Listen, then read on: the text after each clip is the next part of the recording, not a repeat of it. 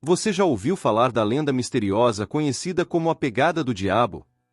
Uma marca gigantesca em pedra, encravada no solo do sertão brasileiro, que desafia a lógica, a ciência e até a fé. Imagine caminhar por uma trilha remota e, de repente, se deparar com o que parece ser a pegada de uma criatura com pés descomunais, e que, ao que tudo indica, jamais poderia ser humana. Localizada nos arredores da cidade de Oeiras, no Piauí, essa pegada enigmática foi descoberta ainda na década de 1980, e desde então tem sido fonte de espanto, curiosidade e temor. E não é exagero, ela é conhecida como a Pegada do Diabo, e só esse nome já faz muita gente arrepiar. Mas será que esse fenômeno é uma prova da presença do sobrenatural? Ou seria apenas um capricho da natureza que alimentou o imaginário popular? Hoje, vamos mergulhar nesse enigma brasileiro pouco conhecido, mas profundamente perturbador. E se você curte esse tipo de mistério real, já deixa seu like, se inscreve no canal e compartilha esse vídeo com quem adora lendas que desafiam explicações racionais. A pegada está cravada numa laje de pedra dura, em uma região isolada e pedregosa do sertão. Ela mede cerca de 40 centímetros de comprimento, com contornos marcados, profundidade notável e uma curvatura que remete à forma de um pé descalço. Mas um pé grande demais para ser de uma pessoa comum. Ao lado dela, há pequenas pedras empilhadas que os moradores locais depositam, num gesto de respeito e superstição. E veja só, a lenda diz que quem tenta remover essas pedras ou desrespeita o local sofre consequências estranhas, desde febres repentinas até desorientação mental. Mas o que mais intriga os estudiosos é a localização, uma laje de pedra calcária onde impressões assim seriam extremamente difíceis de formar naturalmente. E se foi entalhada por mãos humanas? Por quê? Quem deixaria um símbolo tão específico e provocativo em um lugar tão remoto? Ou será que estamos diante de algo que foge completamente à nossa compreensão? Vamos dar um passo atrás no tempo. Década de 1980. O Brasil estava passando por grandes mudanças políticas, mas no interior do Piauí, a vida seguia o curso de sempre: estiagem, religiosidade forte e um povo acostumado com os mistérios da terra. Foi nessa época que os primeiros relatos começaram a circular. Moradores locais falavam de uma marca estranha na pedra, algo que lembrava um pé gigante. Rapidamente, a notícia correu e virou assunto nas rádios regionais. Pessoas começaram a visitar o local para conferir com os próprios olhos.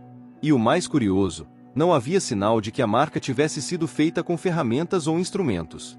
Parecia ter sido pressionada com uma força sobrenatural sobre a rocha. Desde então, o local se tornou um ponto de peregrinação, e não apenas por curiosidade, mas também por medo. Afinal, dizem que ali não é apenas uma marca, é um portal. A ciência tentou explicar. Geólogos locais visitaram a área, mediram a profundidade da pegada, cerca de 6 a 7 centímetros, e levantaram hipóteses sobre erosão, afundamento de material ou algum tipo de fenômeno natural envolvendo calcário e tempo. Mas nada parecia se encaixar perfeitamente. A forma era muito precisa, simétrica demais. Não havia irregularidades típicas de formações naturais. E o detalhe mais inquietante, ao lado da pegada considerada demoníaca, há uma outra marca que os moradores chamam de Pé de Deus, como se o bem e o mal tivessem deixado ali suas marcas em um embate eterno. Esse contraste fortaleceu ainda mais a mística do local, criando uma polaridade entre o sagrado e o profano. Para alguns, o local é um ponto de equilíbrio espiritual. Para outros, um aviso.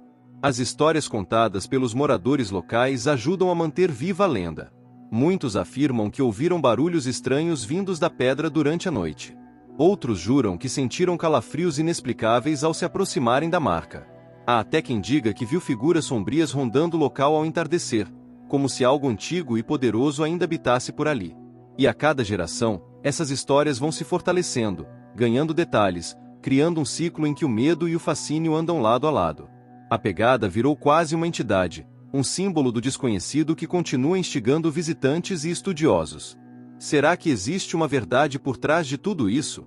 Ou estamos diante de mais uma lenda nascida da necessidade humana de explicar o inexplicável? Quem visita a região sente que há algo diferente no ar. É uma sensação difícil de descrever, como se o tempo desacelerasse e uma presença invisível observasse cada passo. Em abril de 1993, por exemplo, um grupo de peregrinos relatou ter ouvido uma espécie de sussurro vindo da pedra logo após o pôr do sol. Eles garantem que o ar ficou mais denso, como se algo estivesse prestes a se manifestar, e um dos visitantes desmaiou subitamente ao tocar a marca. Esse evento ficou conhecido entre os moradores como a Noite do Chamado, e é relembrado com respeito e receio até hoje. O que quer que esteja ali, dizem, não gosta de ser perturbado. O silêncio, a aridez do sertão e a presença daquela marca imponente criam uma atmosfera quase cinematográfica. É como se o tempo ali parasse. E curiosamente, algumas pessoas relatam sonhos estranhos após visitar o local. Visões de criaturas, sensações de estar sendo observado, ou mesmo mensagens misteriosas que não conseguem explicar. Isso só alimenta o mistério. Alguns espiritualistas acreditam que a pegada do diabo é um ponto de energia, um vórtice onde dimensões se tocam. Outros, mais céticos, acham que é tudo uma grande coincidência geológica. Mas seja qual for a explicação, é inegável que a marca exerce um poder hipnótico sobre quem a conhece. E aqui vai uma curiosidade. Nos períodos de estiagem extrema, quando o solo ao redor racha e se torna ainda mais árido, a pegada parece ganhar destaque. O contraste da pedra marcada com a terra seca dá a impressão de que ela pulsa, como se estivesse viva. Alguns moradores antigos dizem que é nesses períodos que o diabo caminha, ou seja, quando o mal se movimenta livremente pela terra. Essa crença alimenta ainda mais os rituais que acontecem no local, orações, oferendas e até promessas feitas de joelhos. A pedra virou altar, e o medo virou fé. O interessante é que mesmo com todas essas histórias, há muito pouco registro oficial sobre o fenômeno. A imprensa nacional raramente falou do assunto, os estudos científicos são escassos e não há nenhum tipo de demarcação oficial reconhecendo o local como ponto turístico ou de interesse histórico. É como se a lenda sobrevivesse à margem do sistema, protegida pelo esquecimento e pela fé popular. Isso torna a pegada ainda mais fascinante.